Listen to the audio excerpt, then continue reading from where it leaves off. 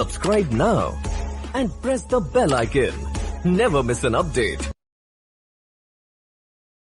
Hello viewers, welcome to Sharing the Scoop. Today with us we have Raj Desai, who is doing his MBA from Dalmia. So let's hear from him. Hi Raj, how are you doing?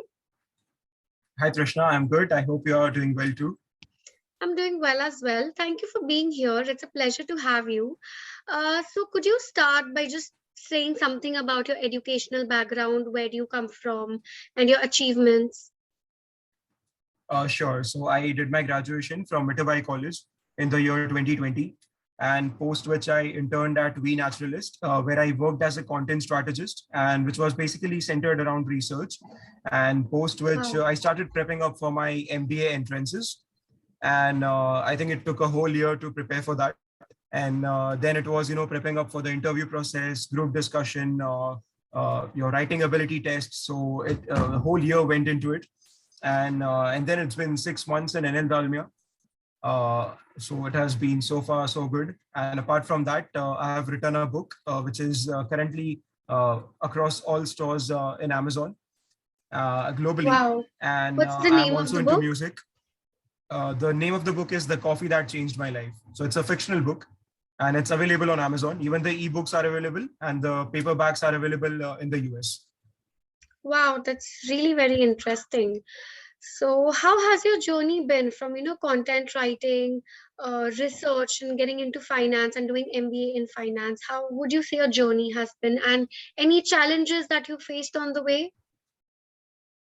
So I believe that lockdown was something which really boosted this journey of finance, because I garnered a lot of interest into stock markets and passive income, to be honest, because investment is something that really excited me. With the power of compounding that one realizes is something that really got my interest in, and I decided that finance and investment is something primarily which I want to focus on, and which led me to pursuing an MBA in finance.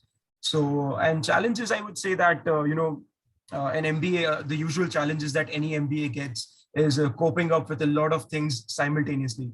So you have projects, True. assignments, PPTs to make, and exams over your head apart from that, and those various committees that you be a part of. So even those activities are, lined up together. So I believe challenge primarily has been time management, and apart from time management, acing every activity. So that is something that has been that challenge so far, and I'm really trying to work on that and managing my way through it. Okay, that's also very interesting. So which entrance exam did you give to get into NL Dalmia? So I had appeared for CMAT, and that is through which I got into NL Dalmia. Okay, so would you want to talk about CMAT? How did it go for you? The challenges you faced in preparing for it, your strong subjects, weak subjects? Sure. So I think CMAT was something that was really interesting for the batch of 2020, because what happened is CMAT initially got postponed, and then it got announced on 24th March that your exam would be held on 31st March. So within a span of 7 days, you had to appear for an exam. So that really brought along a challenge. But fortunately, since I had been preparing for April 2020, so the preparations were going on, and those 7 days were only a part of the revision then. And I believe that entrance preparations are very, very crucial, because that is the first step of your MBA journey. That is what you True. prepare for. And talking from a subject specific view, I believe that engineers aren't comfortable, generally speaking, engineers aren't comfortable with the subject of verbal. And when I talk about my fellow commerce graduates, we aren't very comfortable with maths and quantitative techniques with you, where you engineers really excel. So I feel that has been, some of a paradox that people come across. But it is important to work on all three subjects to ace at your entrance exams. So I feel that there can be that synergy where engineers can maybe help their commerce friends with it, and the commerce graduates can help the engineers friends with that verbal techniques. So I think that that synergy can be brought into the picture. And when speaking of verbal, I think it is important to read books, articles, newspapers, watch English TV series, movies, or maybe, even watch sports with English commentary, because those phrases, those sentence formations, that stays with you in your subconscious mind. And it helps you solve the questions of parajumbles, because you know how the sentence would come across. So that is something that, we can tackle verbal with. And quantitative techniques was personally a huge challenge for me, because I wasn't really good at maths right from the beginning. And I used to really manage my way through it, because that one subject used to pull down all my grades. So That's I had every to work second really hard in, person. exactly. So I had to really work hard in my other subjects. So, but certainly, during entrance preparations, there was also no calculator to be used. So the preparations got all the more tough for quantitative techniques. And, I started practicing, I started solving the same sum for 5 times, 6 times. And we were given a couple of books. One was for CMAT and one was for other exams like CAT. So I solved those books 5 times, 6 times in a row. And I think that really helped me build my confidence, because the first time I got it wrong, second time I got half the sum correct, third time I got the 3/4 sum correct, and until the sixth time I was, nearly going through it like a butter and knife. So I think that really helped me. The practice really helped me go through points, and that is how I tackled it. And something that I would also recommend to the upcoming batches, for points and verbal and logical reasoning, is, I think, a blend of both. Understanding the problem comes the verbal part, and solving it becomes your quantitative part. So I think if you ace at verbal and quants, LR becomes a byproduct of it. So I think that's pretty much about the preparation part of the entrance exams. Thank you for that. So would you like to throw some light on your college, NL Dalmia, how it is or how it's going for you? So like, it has been, as I said, it has been great so far, 6 months down the line. And I feel that the one USP of the college or the institute has been its comprehensive atmosphere that it provides to its students. It just doesn't focus on the grades. It gives us an atmosphere to thrive in, where even the people with cultural competencies can step in. And personally for me, as I said, that, I have been into writing and music. So this institute really gives me a platform to showcase my abilities through various cultural committees. And, they encourage us to participate in external programs, events, competitions. And, apart from that, it really helps you develop personally. So it makes you more articulate, your communication skills grow, and that ultimately has an impact on your grades as well. Because, a confidence in part A can grow your confidence in part B. So I think that is something that really helps us grow comprehensively and makes you an all-rounder. So I believe that this atmosphere, or this environment that the institute gives to its students to become an all-rounder, is something that I really liked, and something that really I enjoy being in the institute. Thank you so much for that. That was very insightful. So would you want to talk a bit more about how you got in the entry rounds, when you got a call, GDPI, more on that, and if any questions that you remember? Sure. So, earlier we talked about entrance exams, but I believe that entrance exams are just the 5% of what you do to get into a college. Because I remember NL Dalmia had around 7,000 applicants, and it is the 250 of us that got in. Wow. So, roughly, if you see it, it is around what, maybe 2.5% of people getting in. So that is something that, 250, 300 people got in out of, 6,000, 7,000 applications. So that is something that is of the essence, the interview part, the second stage, because 95% of people don't clear that. And that is something that becomes very important to prepare for. So I believe that personally for me, interview preparation was something I really enjoyed, because, I have been someone who really engages into constructive discussions. So group discussions, the practice for group discussions, I really enjoyed that. And I think a strategy to prepare for group discussions is to go through more and more topics. The more well-read you are, the more aware you are, it makes you more prepared to give your opinion. In group discussions is all about what opinions, right? The more content you would have, the more you will be able to deliver. So for example, I didn't have a group discussion because, obviously it becomes difficult online. So instead they had a presentation type of a round where, we needed to pick a topic and talk about it for about 5 minutes. So, Okay. it becomes important to choose a topic strategically. So something that was really, the talk of the town, that is cryptocurrency. So everyone was talking about Bitcoin. And so I thought, why not, let's pick up this topic and talk about it. Even the professors, the panelists would be, intrigued to know a 22-year-old's take on it. So I read about cryptocurrency, the history of cryptocurrency, and what the future lies ahead for it, and what is going on. And I read about it, I researched, and in that 5 minutes, I spoke everything about it, right from the start to what cryptocurrency is right now. So I think that is personally what I did. Like, for example, people prepping up for interviews right now, many of them would have been done with the entrance exams, right? So people who are prepping up for the second round, I recommend you to go through what NFTs are, non-fungible tokens. Everyone is talking about it. So even your panelists would expect you to know something which is the talk of the town or what is hot right now. So learn what NFTs are. Knowledge is available for free now. You can just go on YouTube and you'll find 25 videos over it. So NFTs, there is blockchain technology, how it works. Cryptocurrency, it's still pretty much fresh, even though it's been a year. So I think just go through those hot topics, and you are good to go for those presentations round, group discussions, because even in group discussions, topics would be centered around these topics: blockchain, technology. Everyone is talking about it. And personal interview, I feel you have to script your interview. No interview is impromptu. We feel that everything depends upon the panelist, but it's the other way around.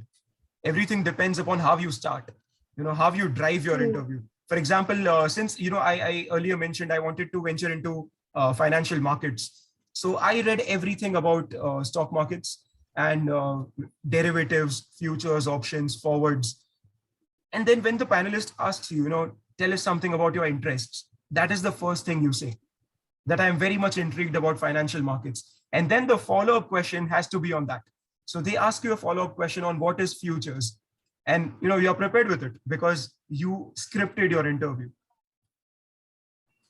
Yes, as I said, it is important to drive your interview and script your interview. You can't just go impromptu. You can't, uh, hold that fragile thread of hope of getting you into that college in the hands of the panelist. You have to hold it yourself, and you have to, you have to script it. You have to drive it. And for example, if you have any achievements, another point that it struck my mind right now. If you have any achievements, get it documented. For example, if you're a dancer, you can't just go on saying that I'm a good dancer. You need to document it and give it a proof that I have this certificate from this and this institute, and this reads that I'm a good dancer. Or if I'm a good writer, you can see Amazon, I have a book out there. Or you can it may be anything. You might start a blog as well. You might start a blog, you might write an article, anything. But just get your hobbies and your achievements documented, because they will speak volumes for what you claim to be. So I feel that that is also one important point. So if you say that I'm a good singer, they won't ask you to sing a song in the interview. They would ask for a certificate. So maybe join a classes, do a small course. It might be a 7-day course as well, but get your certificates in your place. So that is something that is very important. So your personal interview will revolve around that: your achievements, questions on your work ex, questions on what your interests are.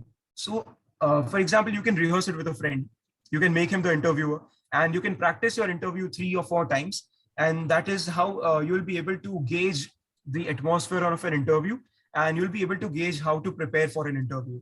So I feel that would be enough to crack an interview. Okay, that's nice. So, what I have heard from others that NL Dalmia usually drills a lot with technical questions, especially if you want to do MBA in finance. Was it true? Or did they drill you a lot with technical questions? Well, I think the first question that they asked me is the 3 golden rules of accounting. Now, that is what something that we studied in the 11th grade, right? Okay, And obviously, that's many would not remember it. that's maybe because you come So from I a think, commerce background, so that's why they must have asked you. yeah. So I mean, it's important to know the basics, because when you're pursuing a master's degree in finance, it's important to even go through the basics, because they might ask you something around that. And another, from my interview, I remembered that I had mentioned about my book.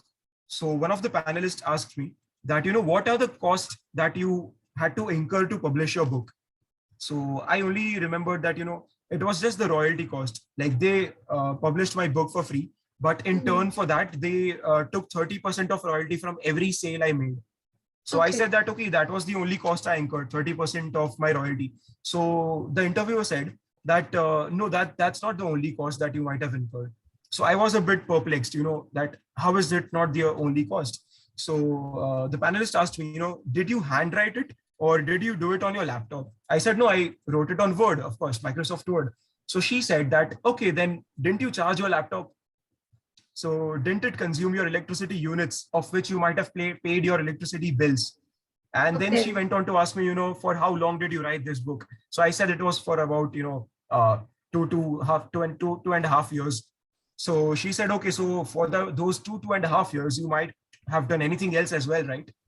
So there also comes the concept of opportunity cost. The second best opportunity that you could have pursued, but you used your 2 years in writing this book. So you have to add up the opportunity cost, the electricity expenses, your laptop charges, printing charges. So every minute cost counts. Now that is the whole principle of cost accounting. So, that is how your concepts get tested. Even your little answers, they can test your concepts. So you have to be aware of every minute concept, and that is what will get tested. For example, if you speak about something about tax, they would ask you, what are the deductions that you get? What Hmm. are the amendments? So I think it all boils down to the preparation level, like how well read and how well prepared you are before you turn on that your Zoom camera. I think that is all that will matter at the end of the day. So after you had made your presentation, like instead of GD, you had presentation. After that, did they ask you any questions based on that, or they just heard you out and then it was done? No, so I didn't have any follow-up questions. Okay, that's nice. Okay, so how would you say like your work experience is helping you in MBA currently? Okay, so as I said, my work experience was mainly around research.